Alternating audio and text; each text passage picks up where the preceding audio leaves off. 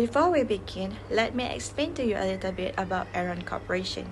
ENRON Corporation was formed in 1995 from a merger between Houston Natural Gas Company and Omaha-based Internorth Incorporated. Enron was once the seventh largest corporation in America and was named in the America Most Innovative Company by Fortune for 6 years consistently. The corporation that took only 10 years to build up to $60 billion in value took less than a month to go bankrupt. Enron Corporation was headed by Kenneth Lee as the Chief Executive Officer and the Chairman for the corporation.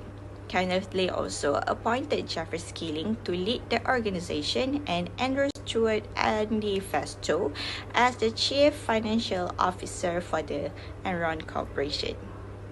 The first question that we got regarding our assignment is, how did Enron CEO and employees frame their business model? How did differences in their framing affect their action? There are many researchers that have been studied on this company and the reasons behind its downfall. The main reasons are improper trade practices, accounting frauds, corporate culture, and ethics in general. The source of all these reasons can be traced to the unethical practices of the leadership. The failure of Enron's top leadership was evident in the activities of Andrew Festo, Jeff Skilling, and Ken Lay, all of whom faced multiple counts of criminal activity concerning their decision and action at Enron's. Including among these criminal charges were money laundering, wire fraud, securities fraud, conspiracy, making false statements on financial reports, and insider trading. Hi and very good evening. So I will be answering the second question in our case study, how might framing affect people's approaches to business conduct.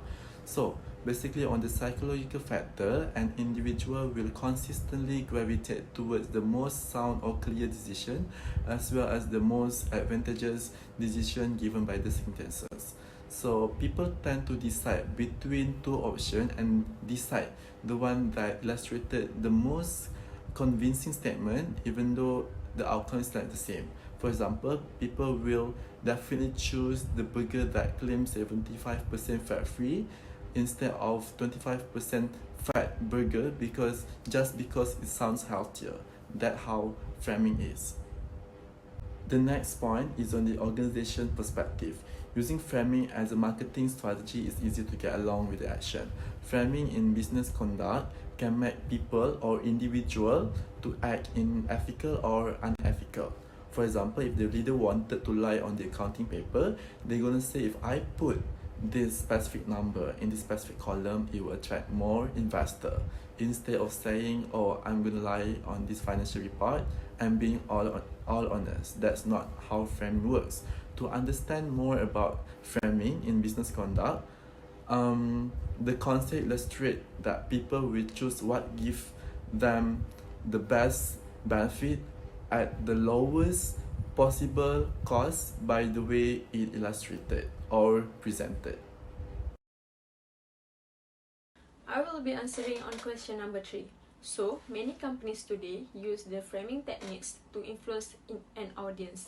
Therefore, there are few framing tactics that used by different businesses. First framing tactics used by business is auditory frames. So when we are offered two options, the way we are asked might have a big impact on our decision. So in this type of frame, voice inflection is very important. For example, if customer enter a car showroom and a salesman come to greet in shy and stuttering way, they will also feel uncomfortable and unlikely to have interest in communicating more with the salesman as he or she fails to get the customer attention. However, when a salesman has confidence and spoke with more clearly, they are likely to get the customer's attention and can explain further about their products and services. And this type of framing is very helpful for developing positive customer relationship and contributes to the growth of trust. Next, other framing tactics is visual frames. This type of framing consider color or even body language. For instance, especially for salesperson, body language is a great way to develop trust with potential clients. Factors such as smiles and facial expressions can contribute to the framing of a question. Okay, let's say if the salesperson at the gadget store shows their disrespect and cross arm while communicate to the customer will be more likely to buy from other store with a good manner and friendly salesperson compared to the one that seems disinterested. Okay, other than that, value frame also one of the techniques used by business in framing. Okay, value frames are situations in which psychological methods are utilized to make customer believe that they are receiving a better deal or offer than they are. Higher values tend to lead customer to feel that it is a better deal. For example, Apple Store is planning to drop the price of iPhones from Rm2,000 to Rm1,600. Instead of utilizing a 20% discount, they choose to market the product with a word sale ringgit off to attract more customers to buy. So it is a commonly used strategy known as the rule of 100. So therefore, it is a better way to encourage customers to buy the iPhones. Enron Corporation was involved in corporate deception and fraud. Enron submitted a schedule representing demand that did not exist and filed fictitious transmission schedule to get compensated for congestion that did not exist. Some Enron employees stated that their company's scheme appeared untruthful and unethical, but they even continue it to use as it is one of their greatest falsehood for their gain.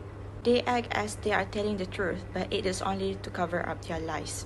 In this case, for example, Enron Corporation committed accounting fraud by misrepresenting the scheme of demand on the schedule and filing a fake transmission. As a result, Enron's framing, it led to bankruptcy and caused a lot of individuals unhappy since their money and shares in Enron Corporation became worthless. Even though the Enron scandal has been resolved for almost 20 years for now, the Enron scheme continues to have significant impacts toward public in the corporate sector. Framing the public with filthy techniques will not lead to a successful journey. It will only cause a decline, that possibly leading to the end of the hideousness towards their company. So, the last question and the fifth question that we got is, the Enron scandal affected the life of many employees who had no responsibility for Enron's framing tactic. If I were a new employee starting at Enron and I learned about this framing tactic, about this case study especially, what would I do and why? So, if I was a new employee in Enron and I found out about this framing tactic, I will immediately quit the job. Why? The particular for this reason is because I felt betrayed by the executive who hide the corporation crumbling finances and threatened their bank account. For me, it's hard to overstate the importance of having high quality management at the helm of the business that we work in. Conversely, bad managers produce unsurprisingly bad results. Rather than simply failing to build shareholder value and employees, Enron executives succeed in destroying billions of dollars of shareholding value and employees' wages.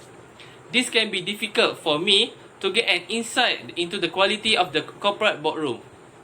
I feel unlikely as an employee to ever meet this executive in person, so my assessment of their character and competence must be done at the arm's length.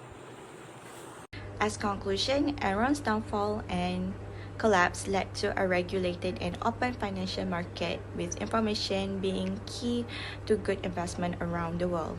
In financial markets, risk is unavoidable but can be reduced and managed, ways in which the investors, creditors, and the corporation could have mitigated their risk, which came with the fall and collapse of Enron Corporation itself.